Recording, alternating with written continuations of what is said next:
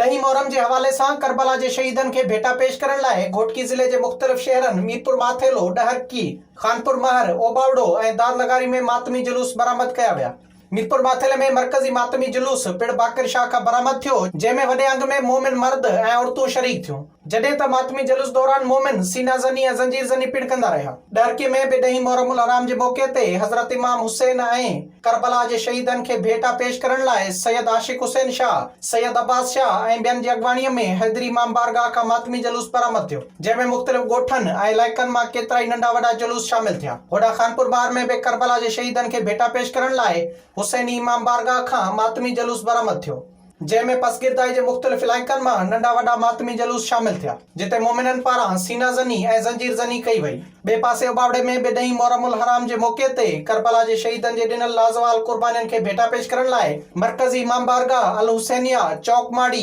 पीर पलण, इमाम बुखारी समेत ॿियनि पिणनि तां मातमी जुलूस बरामद कया विया, जेके मुक़रर थियल रस्तनि खां थींदे ओबावड़ो मेन चौक ते पहुता, जिते अज़ादारनि पारां या हुसैन जूं सदाऊं बुलंद कंदे सीना ज़नी ऐं ज़ंजीर ज़नीअ सां मातम कयो वियो। होॾां दादलगारी में बि करबला जे शहीदनि जी यादि में क़दीमी मातमी जुलूस ॻोठ गुल मोहम्मद पिताफ़ी खां रवानो थियो, जेको इमाम बारगाह कसरे बतूल दादलगारी में इख्तिताम पज़ीर थियो, जिते करबला जे शहीदनि खे भेटा पेश करण लाइ मोमिननि पारां सीना ज़नी ऐं ज़ंजीर ज़नी कई वई। जुलूसनि जी सिक्योरिटी लाइ 5 DSP समेत 2700 पुलिस एहलकार, आफ़ीसर ऐं रेंजर्स जे जवाननि ड्यूटियूं सरअंजाम ॾिनियूं। मातमी जुलूसनि जे मौक़े ते मुख़्तलिफ़ जायुनि ते लंगर ऐं सबिलनि जो पिण बंदोबस्त थियल हुयो। विज़िट कयो अवामी आवाज़ मीडिया ग्रुप जी वेबसाइट awamiawaz.pk।